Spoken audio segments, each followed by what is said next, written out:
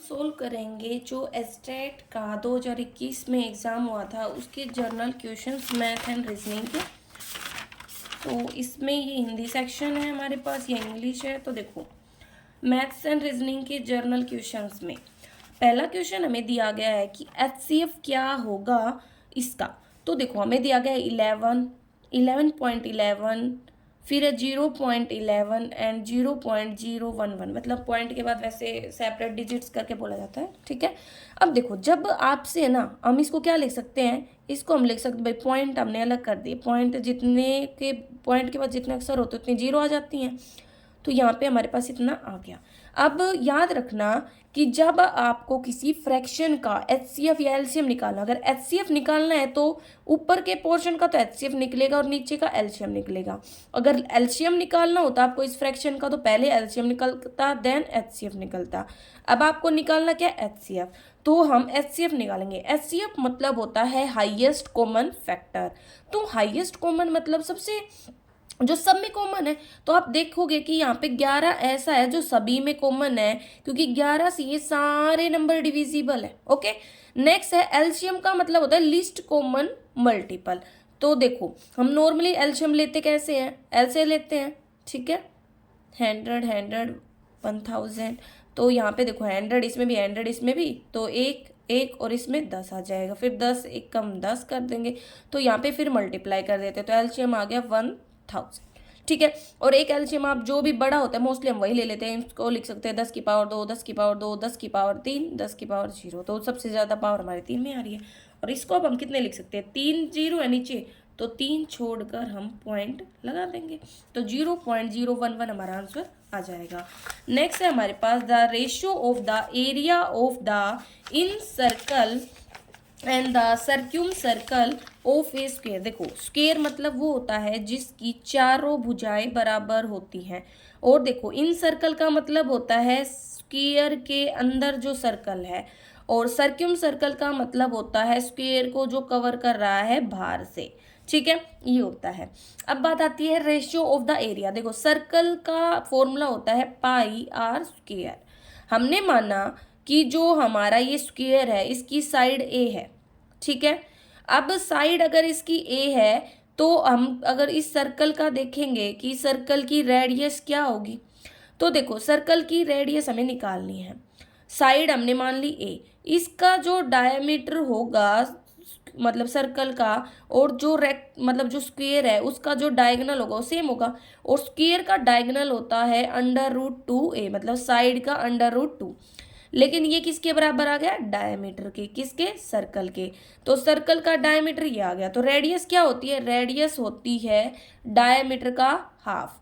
तो डायमीटर है √2a, तो इसका हाफ करेंगे, तो हाफ करेंगे तो हमारे पास क्या होता है, देखो इसका हमें हाफ करना है। और एक बात याद रखना कि जो नॉर्मल नंबर होता है उसको हम लिख सकते हैं 2 बार √2, तो यहाँ पे आ गया √2a, तो नीचे भी लिख देंगे √2, कट गया एक, तो यहाँ से हमारे पास जो रेडियस है वो आ गई a/√2, किसकी, सर्क्यूम सर्कल की। अब बात आती है इन सर्कल की रेडियस क्या होगी। तो देखो रेडियस हमें इसकी निकालनी है, ये हमारे पास कितना है, ए है, तो ये हमारे पास पूरा डायमीटर सर्कल का ए आ गया। तो रेडियस क्या हो जाएगी, डायमीटर का हाफ, तो रेडियस हमारे पास आ गई a/2।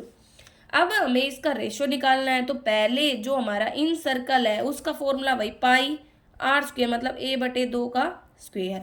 ऐसे ही आउटर सर्कल का रेडियस है उसका पाई आर स्क्वेयर, मतलब a/√2 का स्क्वेयर। पाई से पाई कैंसिल, ऊपर आ गया a²/4, और नीचे आ जाएगा a² में √2 का स्क्वेयर करोगे तो 2, a² से a² कैंसिल, 2 एकम 2, 2 दूनी 4, तो 1/2 हमारा आंसर आ गया। तो यहाँ पे क्या क्या यूज हुआ, यहाँ पे एक तो सर्कल का एरिया तो पाई आर स्क्वेयर, देन यहाँ पे हमारे पास यूज हुआ कि जो स्क्वेयर होता है उसका डायगोनल वो होता है √2a, मतलब side of the square. Then हमने इसको सोल्व कर दिया। नेक्स्ट हमें रीजनिंग का क्वेश्चन दिया गया है।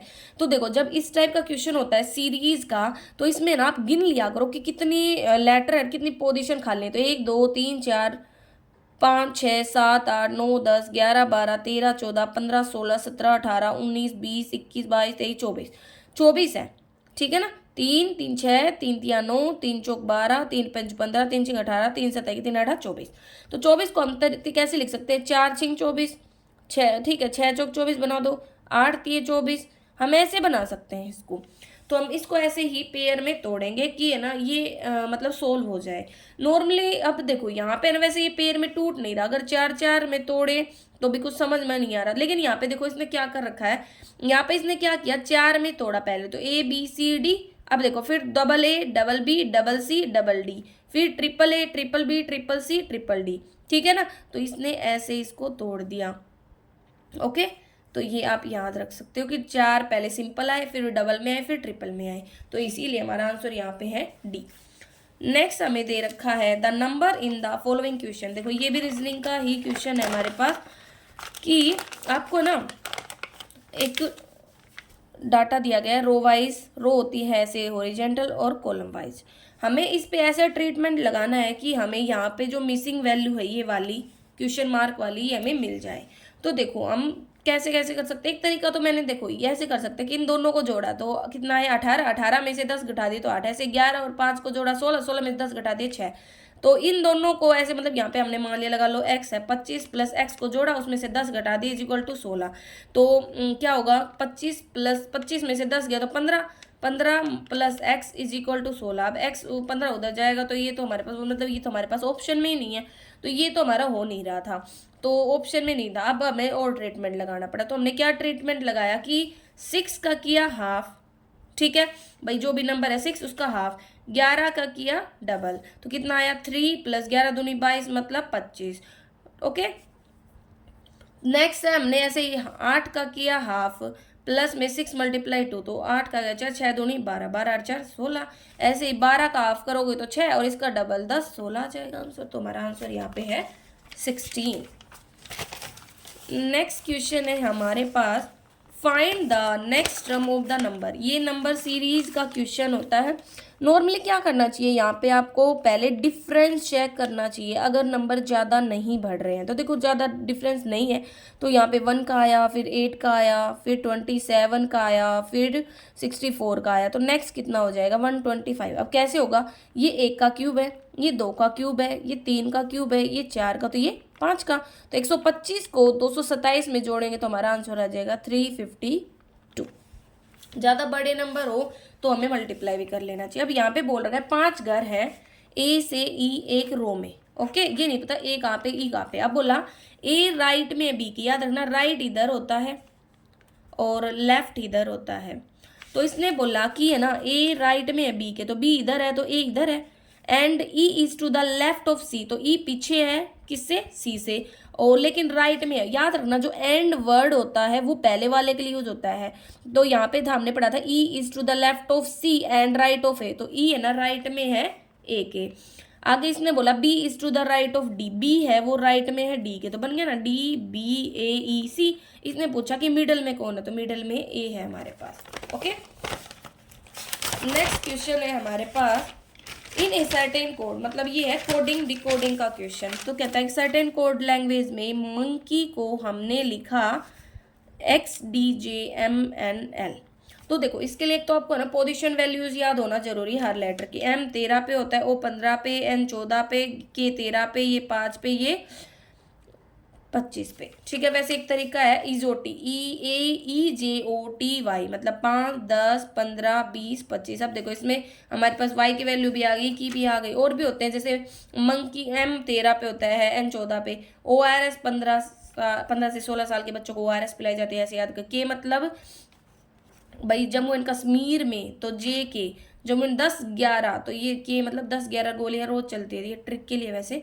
तो ये 10 मतलब जे के लिए और 11 के लिए। ई मतलब 5, ऐसे ही एक्स मतलब क्रॉस, ठीक है, तो 24 घंटे का भी काम नहीं। चंडी होता है 4 पे, और जे मतलब जम्मू एंड कश्मीर तो 10, M 13 पे, N 14 पे, और L मतलब लो इन को देखकर 12 बज जाते हैं, तो L 12 पे। अब आपने देखा क्या देखा कि यहाँ पे 13, यहाँ पे 12, यहाँ पे 15, यहाँ पे 14, तो मतलब ऐसे घटा रखा है एक एक करके, ऐसे 25 का 24, तो मतलब हर लेटर से एक एक घटा दिया हमने। अब आया टाइगर। टाइगर में देखो ST SC में 19 20 का फर्क है, ये ट्रिक के लिए है, तो ये 20 हो गया। आई नो ग्रुप ऑफ जी, मतलब जी में हम ये 7 देखते हैं, group of 7 country. E5 R होता है 18 पे। अब तो वही कर दो, T में से 1 गया तो 19 और 19 पे हो गया S, I में से 1 गया I नो तो H हो गया 8 पे, ठीक है। HS देख लो, HS किस में है, अभी तो और में भी है। ऐसे ही R का है O, तो R से पहले क्या होता है Q, ठीक है ना, क्योंकि 17 पे होता है Q, तो Q 1 में ही है, तो QDFSSC हमारा आंसर आ जाएगा। नेक्स्ट है विजय है ना 10 किलोमीटर नॉर्थ में जाता है, ठीक है। फिर नॉर्थ से वो 6 किलोमीटर साउथ में आता, वापस वो 6 किलोमीटर साउथ में आया, लगा लो ये 4 हमारा वो हो गया, 6 4 10 हो गया ना, 6 किलोमीटर वो साउथ में आया। फिर उसके बाद वो 3 किलोमीटर ईस्ट में गया। अब बोला कि वो किस डायरेक्शन में है स्टार्टिंग पॉइंट से, तो स्टार्टिंग पॉइंट उसका ये था, इससे वो किस डायरेक्शन में है, नॉर्थ ईस्ट, क्योंकि देखो डायरेक्शन हमारी ऐसे होती है नॉर्थ साउथ ईस्ट वेस्ट, और ये इन दोनों के बीच में नॉर्थ ईस्ट, इन दोनों के बीच में साउथ ईस्ट, ये साउथ वेस्ट, ये नॉर्थ वेस्ट, तो ये ऐसे है ऊपर की साइड तो नॉर्थ ईस्ट में है, नॉर्थ ईस्ट में। अब बात आती है इस दूरी की कि कितनी दूर है, तो ये क्या बन गया, राइट एंगल ट्रायंगल बन गया हमारे पास। राइट एंगल ट्रायंगल को सोल्व करने के लिए क्या करना होता है, फॉर्मूला होता है पाइथागोरस थ्योरम। तो क्या करते हैं, हाइपोटेनियस का square is equal to perpendicular का स्क्वायर प्लस बेस का स्क्वायर। तो परपेंडिकुलर है हमारे पास 4 का स्क्वायर प्लस 3 का स्क्वायर, और उसका कर देंगे अंडर रूट, क्योंकि एच निकालना है। तो यहाँ पे क्या आ जाएगा, 4 चौक 16, 3 तिया 9, उसका अंडर मतलब 25 का अंडर रूट करेंगे तो हमारे पास आंसर कितना आ जाएगा 5। तो 5 किलोमीटर नॉर्थ ईस्ट यहाँ पे हमारा आंसर आ गया। नेक्स्ट क्वेश्चन है इन ए रो ऑफ गर्ल, कहता है कि शिल्पा है ना, शिल्पा वो तो 8th है, ठीक है, कहाँ से, लेफ्ट से। पेन की शायद 1 मिनट। तो क्या कह रखा था कि शिल्पा है ना वो 8th है, कहाँ से, लेफ्ट से, लेफ्ट इधर था मैंने बताया था। और जो रीना है वो 17th है राइट से। अब बोला इन्होंने अपनी पोजीशन को इंटरचेंज कर लिया, मतलब ऐसे, तो शिल्पा अब इधर आ गई और रीना इधर आ गई। अब इसने बोला कि शिल्पा 14 है लेफ्ट से, शिल्पा इधर से 14 है, लेकिन शिल्पा अब राइट से भी तो हमें पता चल गई 17th, तो 17th वो राइट से है, लेफ्ट से 14 है। तो टोटल नंबर निकालने के लिए क्या करते हैं, एक रो में लेफ्ट प्लस राइट -1, तो 14 प्लस 17 माइनस का 1, ठीक है। तो यहाँ पे 30 हमारा आंसर आ जाएगा। नेक्स्ट है अगर जो इंडिपेंडेंस डे है 1988 में वो सेलिब्रेट होता है वेडनेसडे को, इंडिपेंडेंस डे मतलब स्वतंत्रता दिवस, जो हम 15 अगस्त को मनाते हैं। अगर 1988 में वेडनेसडे था तो नेक्स्ट ईयर क्या वार होगा 1989 में, तो याद रखना एक जोड़ देते हैं, जो इस साल आपका होता है ऑर्डिनरी ईयर में वही उससे एक आगे वाला डे होता है अगले ईयर में, और लीप ईयर के केस में 2 जोड़ते हैं। तो यहाँ पे तो ऑर्डिनरी है ये ईयर, तो एक जोड़ा मतलब थर्सडे हमारा आंसर आ जाएगा। नेक्स्ट इसने बोला एक सर्टेन पैटर्न हमें दे दिया कि जैसे 9 × 3 36 दे रखा है, 10 × 6 64, 9 × 1 25, तो बताओ 23 और 3 पे क्या ऑपरेशन लगेगा।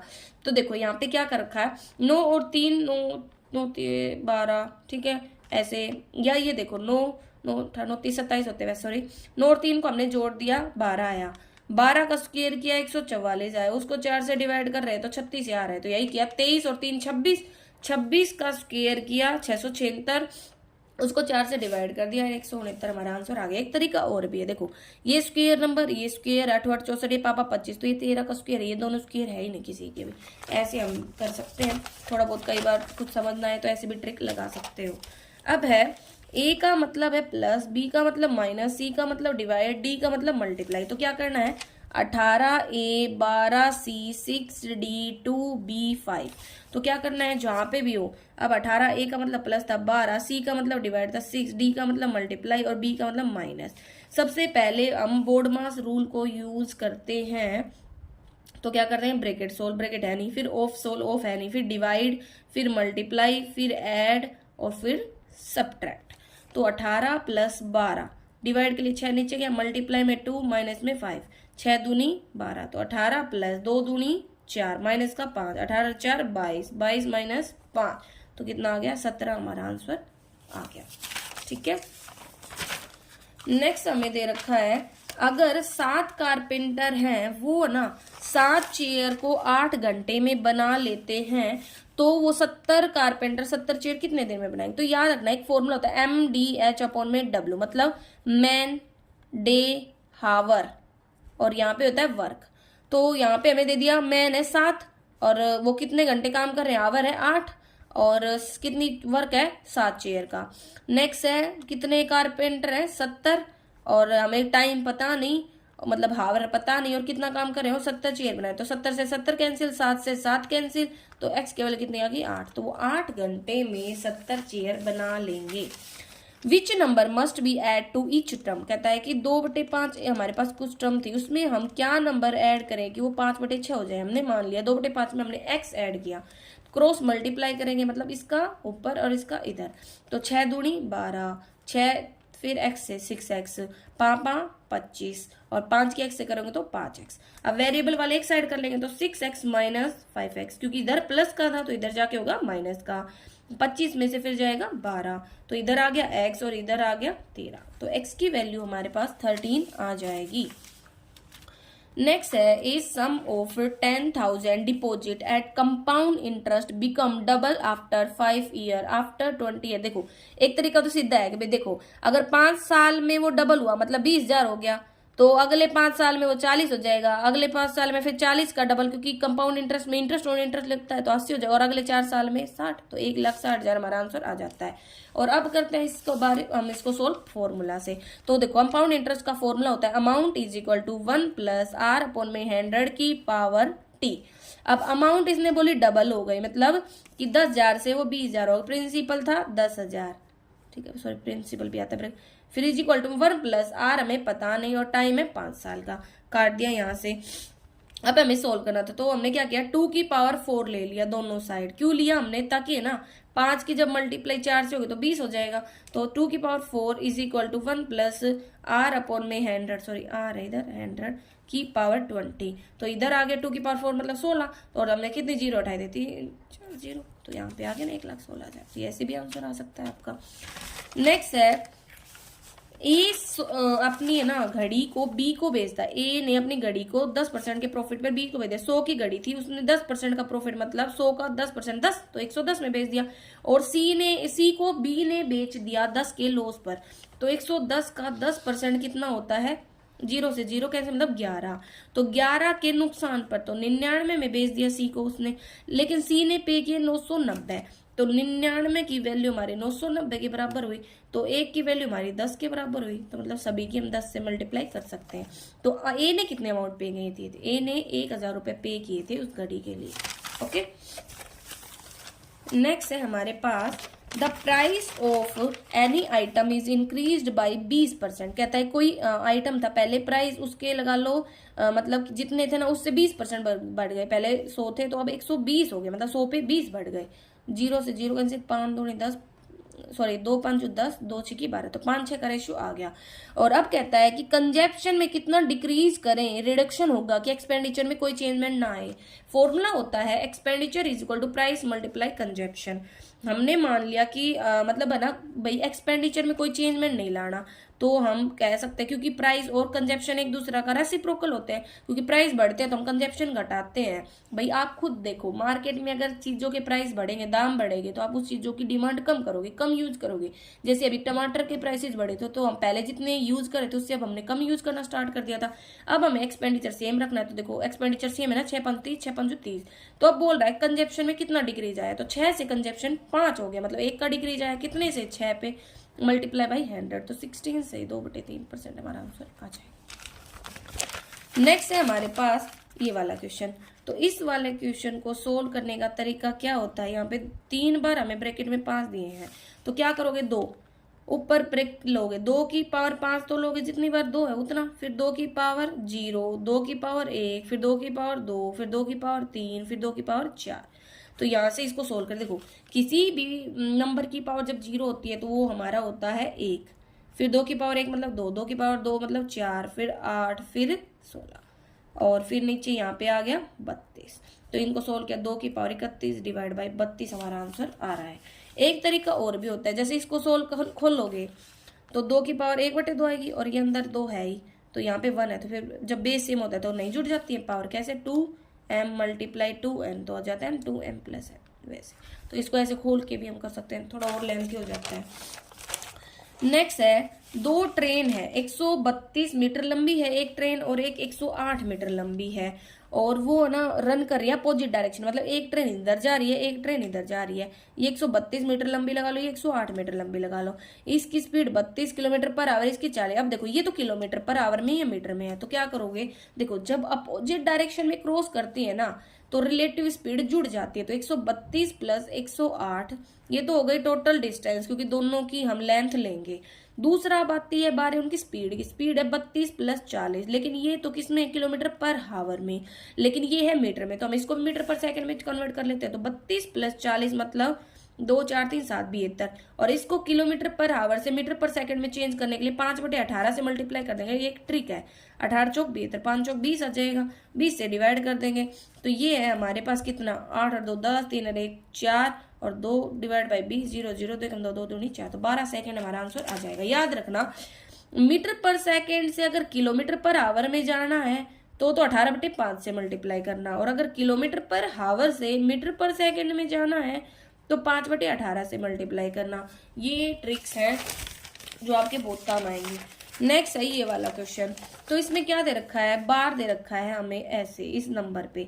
तो या क्या करना है, पूरा नंबर लिखो, फिर जितने पर बार नहीं है उसको घटाओ, फिर जितने पर बार है उतनी बार 9 लिखो, जितने पर बार नहीं है उतनी 0 लिखो, प्लस 0.133 बार। तो इसके लिए भी यही है कि 1333, इसमें से हमने 13 घटाया और फिर 2 पे बार था 2 पे नहीं था, ठीक है। तो ये हमने अब सोल्व करना है, तो कैसे सोल्व किया, ऐसे किया, ये आ गया था, इसमें से हमने 34 घटाया तो ये नंबर आया, 13 घटाया तो ये नंबर आया, इन दोनों का सम किया क्योंकि एलसीएम सेम है ना बेस, फिर इससे डिवाइड कर दिया तो हमारा आंसर ये आ गया। ओके, आप इसको ट्राई भी करके देख सकते हो। तो ये हमारे जर्नल सेक्शन के मैथ एंड रीजनिंग के क्वेश्चंस थे। अगर कोई भी कंफ्यूजन है तो आप कमेंट करके पूछ सकते हो। Thank you.